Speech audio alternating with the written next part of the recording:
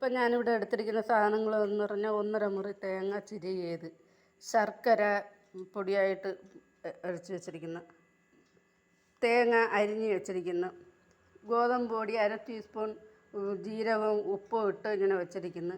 അതിൻ്റെ കൂടെ ചക്കയും എടുത്ത് വെച്ചിട്ടുണ്ട്. ഇതിനി എല്ലാം കൂടെ ഇട്ടൊന്ന് മിക്സ് ചെയ്തെടുക്കാം. ചക്കയിലേക്ക് ഗോതമ്പ് പൊടി ഇട്ട് അതിലേക്ക് 1/2 ടീസ്പൂൺ ചുക്ക് പൊടിയും കൂടെ ഇടുകയാണ്. ഇനി അതിലേക്ക് ഓരോ സാധനങ്ങളായിട്ട് ശർക്കര, അരിഞ്ഞ തേങ്ങ, ചിരകിയ തേങ്ങ. അപ്പോൾ ഒരു തുള്ളി വെള്ളം ചേർക്കാതെ മാവ് ഇവിടെ കുഴച്ച് റെഡിയാക്കി വെച്ചിട്ടുണ്ട്. ഇനി നമുക്ക് കുമ്പിളിലേക്ക് നിറയ്ക്കാം. ഇത് കുഴയ്ക്കാനുള്ള സൗകര്യത്തിന് പാത്രം മാറ്റിയതാണ്, പറയാൻ പറ്റിയില്ല. തയ്യാറാക്കി അപ്പോൾ തന്നെ ഇതേപോലത്തെ കുമ്പിളിലോട്ട് നിറയ്ക്കണം. നമ്മൾ കുമ്പിൾ കുത്തി വെച്ചിരിക്കുകയാണ്.